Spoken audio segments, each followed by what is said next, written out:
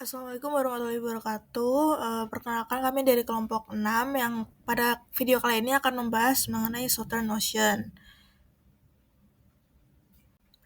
Sebelumnya perkenalkan anggota kelompok kami. Yang pertama ada saya, Hanifah Maradi, NIM 1292299. Kemudian ada Raisya Saibil Akbar, NIM 1292299. Ada Faridila Alifia, NIM 129222103. Dan yang terakhir ada Nindya Pasha, NIM 129221116. Lalu ini adalah 5 lautan terbesar yang ada di dunia. Ada Arctic Ocean, Atlantic Ocean, Pacific Ocean, Indian Ocean, dan Southern Ocean. Untuk kelompok kami akan membahas tentang Southern Ocean. Southern Ocean atau Samudra Selatan adalah perairan yang mengelilingi benua Antartika yang berada di selatan garis lintang 60 derajat S. Samudra Selatan ini memiliki koordinat di sekitar latitud min 77,8333 dan longitud di 166,6667. Secara geografis, samudra ini mencakup wilayah di sekitar Antartika dan menjadi batas alami dari perairan yang lebih hangat di utara. Kedalaman rata-rata Samudra Selatan ini yaitu 10.728 kaki atau sekitar 3.270 meter, di mana titik terdalamnya terletak di Palung Sandwich Selatan, di tenggara Pulau Georgia Selatan, dengan kedalaman maksimum mencapai 24.383 kaki atau 7.432 meter. Beberapa cekungan besar di samudra ini memiliki kedalaman hingga 14.800 kaki atau sekitar 4.500 meter. Landasan kontinen di wilayah ini umumnya sempit dengan lebar rata-rata kurang dari 160 mil atau 260 km.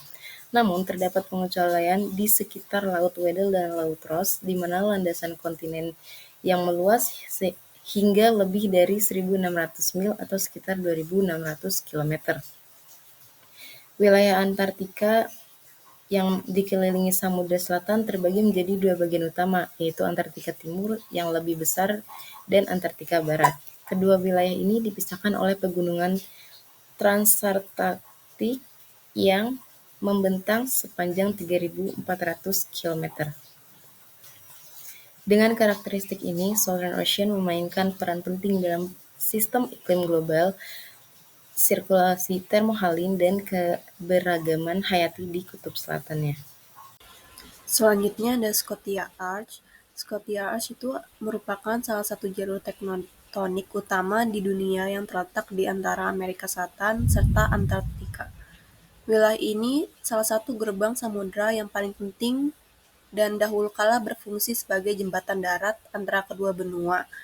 Scotia Arch membentang dari Drake Passage di barat sampai Kepulauan Sandwich Selatan di timur, yang merupakan busur vulkanik aktif dalam lautan. Baik, selanjutnya adalah pembentukan Scotia Arc. Jadi Scotia Arc ini terbentuk dari hasil pergerakan tektonik antara lempeng Amerika Serikat dan lempeng Antartika. Proses ini melibatkan pemisahan benua dan pembentukan lautan yang akhirnya menghasilkan struktur geologi khas dari Scotia Arc. Lalu ada timeline pembentukan Scotia Arc.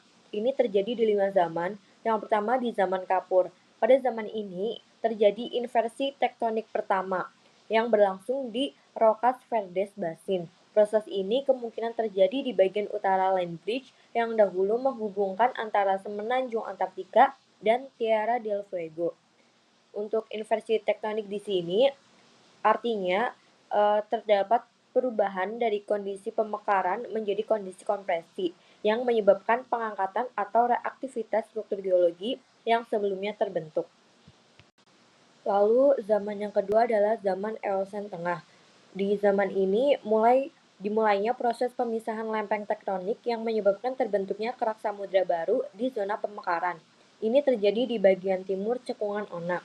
Yang ketiga ada zaman Oligosen awal. Di zaman ini juga dimulainya proses pemisahan lempeng tektonik yang menyebabkan terbentuknya kerak samudra baru di zona pemekaran dan terjadinya di bagian barat cekungan Onak. Dan di zaman ini juga terbentuk jalur laut dangkal yang menghubungkan Samudra Pasifik dan Atlantik yang berperan dalam isolasi termal Antartika. Lalu yang keempat ada zaman Miosen. Di zaman ini merupakan zaman pembukaan lebih lanjut dari Laut Scotia. yang menyebabkan aliran air laut dalam semakin signifikan. Pembentukan busur vulkanik South Sandwich sebagai bagian dari aktivitas tektonik yang terus berlangsung. Lalu yang kelima adalah zaman Pliocene. Zaman ini artinya di tengah-tengah antara zaman Pliocene dan zaman Pleistocene. Di zaman ini, Scotia Arc mencapai bentuknya yang sekarang dengan aktivitas tektonik yang terus berlangsung. Jalur air dalam di Drake Passage terbuka sepenuhnya, memungkinkan sirkulasi ACC atau Antarctic Circumpolar Current yang berpengaruh terhadap iklim global. Jadi keseluruhan proses ini menunjukkan bahwa Scotia Arc adalah hasil dari dinamika kompleks antara subduksi, pemekaran, dan pergerakan transformasi lempeng yang terjadi selama puluhan juta tahun yang lalu. Selanjutnya yaitu distribusi suhu oleh Scotia Arc.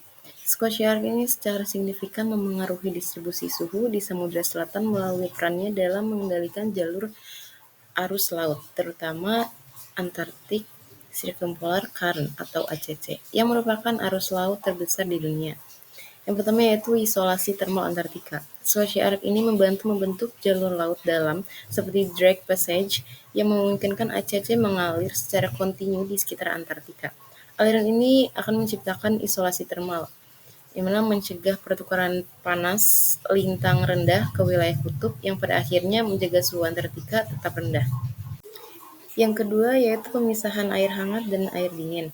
Morfologi Scotia Arc seperti Shackleton Fracture Zone memengaruhi aliran ACC dengan membaginya menjadi cabang, yaitu dangkal dan dalam. Cabang dangkal itu mengalir ke utara membawa air hangat menuju Atlantik Selatan yang akan membentuk Falkland-Malvinas Current. Kemudian cabang dalam yaitu mengalir ke timur dan menyumbang arus air dingin yang memperkaya kawasan kutub. Selanjutnya ada distribusi arus dalam. Yang pertama ada Circumpolar Deep Water atau CDW, yaitu air laut yang lebih hangat dari kedalaman menempati bagian dasar samudra yang didorong oleh tekanan arus ACC. Lalu Weddell Sea Deep Water atau WSDW, yaitu air laut dingin dari Weddell Gyre bergerak melalui jalur seperti South Scotia Ridge menciptakan sirkulasi termohalin yang penting untuk distribusi suhu global. Selanjutnya itu pengaruh sedimentasi dan pemanasan regional, di mana arus kuat di sekitar Scotia Arc ini memengaruhi pola sedimentasi dasar laut, yang selanjutnya dapat mempengaruhi distribusi suhu di wilayah lokal karena perubahan karakteristik permukaan laut seperti refleksi panas matahari. Lalu implikasi global, yaitu aliran ACC yang dipengaruhi oleh Scotia Arc mendistribusikan panasnya secara merata di Samudra Lintang Selatan, yang akan memengaruhi pola iklim di belahan bumi selatan termasuk suhu permukaan laut di wilayah lintang tinggi dan menengah. Pembahasan berikutnya adalah mengenai Antarctic Circumpolar Current atau ACC. ACC ini mulai terbentuk semenjak Antartik memisahkan diri dengan benua Amerika sehingga membentuk Drake Passage dari sekitar 41 hingga 34 juta tahun yang lalu. Kemudian beberapa juta tahun setelahnya benua Afrika itu juga mulai memisahkan diri membentuk Tasmania Gateway sekitar 35 juta tahun yang lalu. Nah, kedua hal ini memungkinkan jalur laut itu terbuka bebas lebar membentuk sirkulasi laut yang mengelilingi Antartika sehingga ACC terbentuk gitu. Kemudian setelah itu setelah membahas bagaimana ACC ini terbentuk dari segi geologinya, maka setelah ini kita akan membahas mengenai mekanisme pergerakan ACC itu sendiri. Nah, di BBS, sekitar lintang 50-an, angin westerlies itu bergerak dari barat ke timur. Karena ada di BBS, maka angin yang berhembus ketika sampai di laut menghasilkan arus akan dibelokkan ke kiri, sehingga arus-arus itu akan bergerak ke arah utara.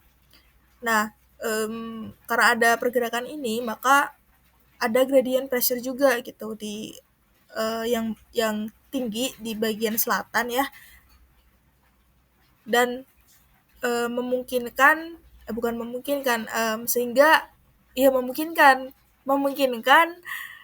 Kekosongan massa terjadi di permukaan dan menghasilkan upwelling. Ini arus geostropik dimention karena ya FYI aja gitu ya. Karena ACC ini perlu diketahui lagi, perlu di apa ya di pertegas lagi kalau dia itu merupakan wind driven current yang adanya hanya di permukaan gitu. Nah, um, si upwelling ini mungkin perlu dimention juga karena kekuatan ACC yang merupakan salah satu arus terkuat di bumi katanya, maka upwellingnya juga terbilang kuat gitu, hingga 80%, sekitar 80% massa air di Antartik itu tertarik naik ke atas, mengikuti apa ya mengisi kekosongan massa air ini gitu. 80% itu sekitar 2.000 sampai 3.000 meter di lintang 50 derajat selatan. Ya. Nah, karena adanya kedua hal tersebut, ACC dan upwelling maksudnya, maka di sekitaran lintang 50 itu juga terbentuk barrier tak kasat mata yang memisahkan Antartik dengan bumi di bagian utaranya. Nah, barrier ini nggak cuma mencegah hewan-hewan untuk bermigrasi, tapi panas juga tidak bisa melewati barrier tersebut. Sehingga sekitar 1 juta tahun kemudian setelah si Tasmania Gateway ini terbentuk, Antartik membeku, terjadi thermal isolation hingga sekarang menyebabkan polar di selatan itu memutih karena membeku. Nah, kemudian apa sih hubungan si ACC ini dengan Scotia Arc yang sebelumnya disebutkan? Nggak banyak sih sebetulnya, cuma karena ACC ini wind driven current yang dia nggak pernah menyentuh daratan selama memutari Antartik, maka ketika dia melewati si Drake Passage yang bentuknya semacam celah sempit, alirannya akan menjadi lebih kuat. Dengan aliran yang lebih kuat, profil batimetri yang mirip cekungan gitu ya, maka arus di Scotia Sea itu menjadi lebih turbulen, lebih kuat juga gitu. Padahal Drake Passage ini lebarnya sampai ratusan kilometer gitu ya, 800 kilometer. Tapi jika dibandingkan dengan lintasan ACC yang dia itu sebelumnya bebas, maka Drake Passage ini bisa terbilang lebih sempit dari yang lain, sehingga seperti hukum kontinuitas yang selama ini kita pelajari, eh, harus ketika melewati luas penopang yang lebih kecil, maka dia akan menjadi semakin kuat. Sekian, terima kasih dari saya. Terdapat pengaruh Scotia Arch terhadap ekologi, yang pertama sebagai jembatan darat dan migrasi biota. Sebelum pemisahan total antara Amerika Selatan dan Antartika, Scotia Arch berfungsi sebagai jembatan darat bagi berbagai spesies, yang memungkinkan migrasi antara kedua benua. Studi molekuler menunjukkan bahwa kontinuitas genetik antara invertebrata Laut Bentik di Amerika Selatan dan Antartika tetap terjaga melalui jalur bawah laut di sekitar Scotia Arch hingga pertengahan Miocene. Yang kedua, sebagai pemisahan dan adaptasi biota, yaitu dengan terbentuknya jalur laut dalam antara Samudra Pasifik dan Atlantik melalui pemisahan Gondwana. Banyak spesies harus beradaptasi dengan kondisi laut yang lebih dingin dan arus laut yang lebih kuat, termasuk Antarctic Circumpolar Current. Dan yang terakhir yaitu ada sedimentasi dan ekosistem laut dalam, yaitu interaksi antara arus laut yang kuat dan morfologi dasar laut. Scotia Arch menghasilkan pola sedimentasi yang kompleks, dengan menciptakan habitat unik bagi organisme laut dalam, endapan konturetik, dan proses deposisi lainnya telah membentuk lingkungan yang kaya akan keanekaragaman hayati. Lalu ini adalah daftar pustaka yang kami gunakan sebagai referensi. Terima kasih, sekian presentasi dari kelompok kami. Mohon maaf apabila terdapat kesalahan. Wassalamualaikum warahmatullahi wabarakatuh.